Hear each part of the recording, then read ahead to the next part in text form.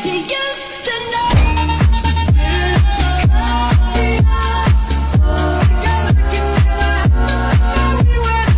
with the fans. Pose with the pose with the pose with the pose pose with the fans. Pose with the pose with the pose pose pose with the fans. Fans. Pose with the fans. Pose with the pose with the pose pose with the fans.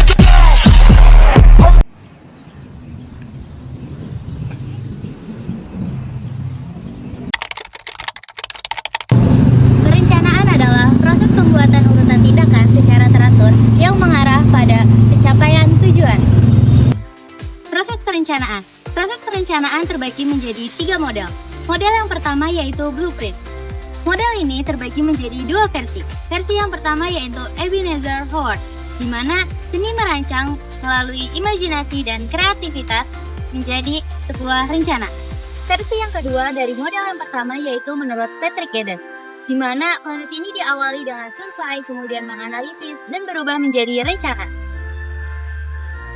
Model yang kedua yaitu proses perencanaan sistem, di mana versi yang banyak diterima dan diterapkan yaitu menurut Brian M. Loveland.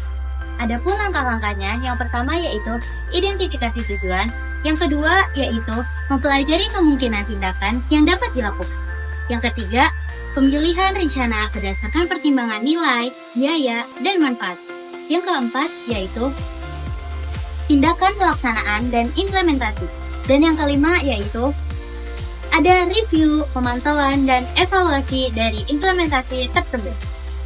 Model yang ketiga dari proses perencanaan yaitu kolaboratif, di mana ini melibatkan pemangku kepentingan dalam mengambil keputusan dengan cara menghargai posisi semua pihak. Kembangan perencanaan wilayah kota di Indonesia terdapat 5 masa. Yang pertama, masa VOC dan penjajahan dimulai pada abad ke-17, di mana perencanaan jalan-jalan, tanggulan, air bersih sudah dimulai, dan munculnya revolusi industri. Pada tahun kedua, pada Perang Dunia Kedua tahun 1950-an, yaitu terbitnya Peraturan Perencanaan Pembangunan Kota sebagai peraturan pokok perencanaan visi kota di Batavia, Malang, Jakarta, Cilacap, dan lain sebagainya. Pada masa ketiga tahun 1950-an sampai 1960-an, yaitu pengembangan penduduk kota-kota, khususnya di Jawa dan Sumatera, konsep regional di mana pembangunan nasional semakin kompleks. Pada masa keempat tahun 1970-an sampai 2000, pengaruh metode lain penggunaan negara maju, kompleksitas pembangunan regional dan lokal semakin meningkat, khususnya UU Tata Ruang Nomor 24 tahun 1942. Dan masa yang terakhir, masa tahun 2000-an, di mana berlakunya otonomi daerah, tingginya wacana partisipasi masyarakat dan sumber masyarakat, dan tingginya wacana pembangunan berkelanjutan. Nah, di sini saya akan menjelaskan mengenai keprofesian dan peluang kerja sebagai perencana di masa depan. Sebelumnya, apa sih keprofesian itu? Keprofesian merupakan keahlian dan kemampuan yang akan dimiliki oleh seorang perencana di masa depan. Di antaranya, yang pertama, kemampuan dalam hal menganalisis, kedua, kemampuan dalam hal teknologi, dan yang ketiga, kemampuan dalam hal presentasi, komunikasi, dan negosiasi. Yang keempat, kemampuan berinteraksi antara ekonomi, transportasi, dan penggunaan lahan. Kemudian yang terakhir adalah kemampuan dalam struktur tata ruang kota dan kinerja kota.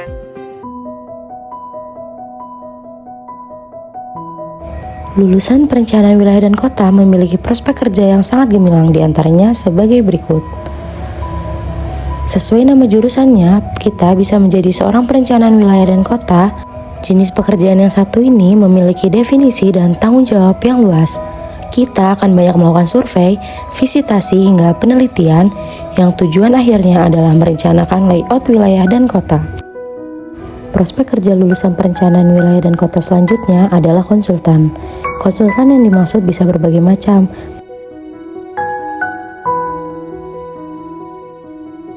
Kita bertanggung jawab untuk memberikan gambaran tentang desain dan biaya yang diperlukan untuk mendirikan sebuah proyek dan bangunan. Beberapa tahun belakangan, transportasi publik di Indonesia mengalami perkembangan yang pesat.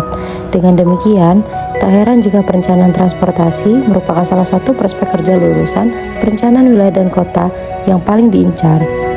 Seorang perencana transportasi bertanggung jawab untuk menganalisis dan menyarankan pengoperasian sistem transportasi. Selain itu, mereka juga bertugas untuk mengembangkan berbagai model transportasi. Seorang lulusan perencanaan wilayah dan kota juga memiliki kesempatan yang luas untuk bekerja di institusi pemerintahan. Beberapa lembaga yang menerima lulusan jurusan ini antara lain Kementerian PUPR, Kementerian LHK, Kementerian Perhubungan, dan Badan Pengkajian dan Penerapan Teknologi atau BPPT. Dengan bekerja di institusi pemerintahan, lulusan perencanaan wilayah dan kota otomatis termasuk dalam pegawai negeri sipil. Dan prospek kerja yang terakhir adalah menjadi dosen. Jika sudah lulus dari S1 Perencanaan Wilayah dan Kota, kita bisa melanjutkan S2 Perencanaan Wilayah dan Kota sebagai syarat untuk mengajukan diri sebagai dosen. Dengan menjadi dosen, ilmu yang kita dapatkan selama kuliah akan sangat berguna dan bermanfaat untuk banyak orang.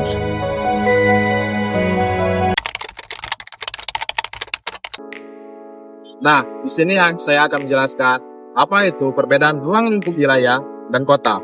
Ruang lingkup wilayah merupakan bagian dari aspek dari kewilayahan yang mencakup dari provinsi, pulau, dan negara hingga kawasan yang lebih spesifik.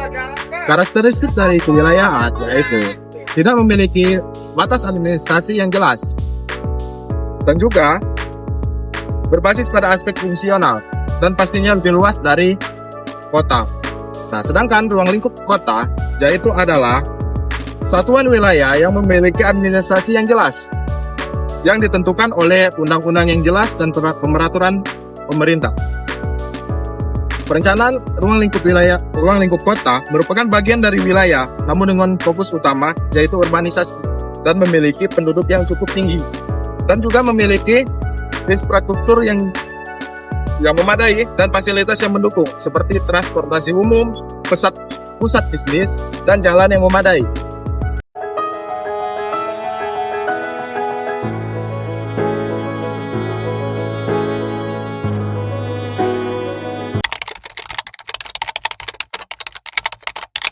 Pada perencanaan wilayah, substansi kajiannya berfokus pada wilayah yang lebih luas, dengan analisis pengelolaan sumber daya alam, pertumbuhan ekonomi yang regional, pengolahan lahan yang efisien, dan transportasi antar kota.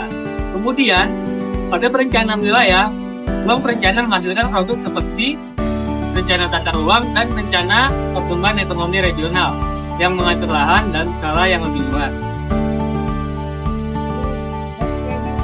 Sedangkan pada perencanaan kota, substansi kajiannya lebih terfokus pada kota dan sekitarnya, dengan perhatian khusus terhadap tata ruang kota, pelayanan perkotaan, kepadatan penduduk, maupun masalah sosial ekonomi. Kemudian, pada perencanaan kota juga menghasilkan produk seperti rencana tata ruang kota dan rencana transportasi kota yang mengatur infrastruktur dan tata ruang kota dalam skala besar.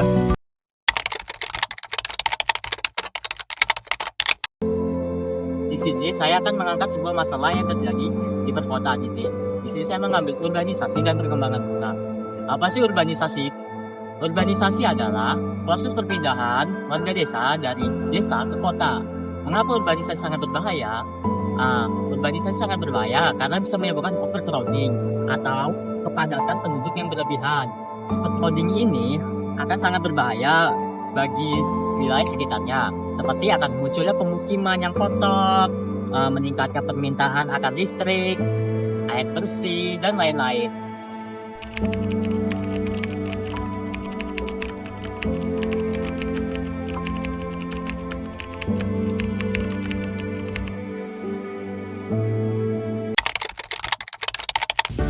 Dari pemaparan yang telah kita sampaikan, dapat disimpulkan bahwa perencanaan wilayah dan kota merupakan suatu proses yang sangat penting untuk menciptakan lingkungan hidup yang berkualitas bagi masyarakat. Melalui perencanaan yang matang, kita mampu menghadapi tantangan seperti kemacetan, polusi, dan ketimpangan sosial. Poin-poin penting yang perlu digarisbawahi dalam perencanaan wilayah dan kota. 1. Dalam perencanaan wilayah kota bersifat dinamis, yang artinya berubah-ubah, sehingga perencana harus siap menyesuaikan dengan kondisi tertentu. 2. Teknologi berperan penting dalam perencanaan karena dengan memanfaatkan penggunaan teknologi sistem informasi dan geografis atau SIG dan pemodelan dapat meningkatkan akurasi dan efisiensi perencanaan. 3, perencanaan yang berkelanjutan harus memperhatikan aspek sosial, lingkungan, dan ekonomi secara berkeseimbangan. 4. Kolaborasi antar berbagai pihak sangatlah diperlukan, seperti pemerintah, swasta, masyarakat, dan akademisi harus bekerja sama untuk mencapai sebuah tujuan perencanaan. Dengan memahami dasar-dasar perencanaan wilayah dan kota, kita dapat berkontribusi aktif dalam menciptakan lingkungan hidup yang lebih baik. Mari bersama-sama kita menciptakan lingkungan yang aman, nyaman, produktif, dan berkelanjutan di masa yang akan datang. Kami dari kelas RE kelompok 3 mengucapkan terima kasih sudah menonton video kami. Jangan lupa like, comment, and subscribe. Bye-bye!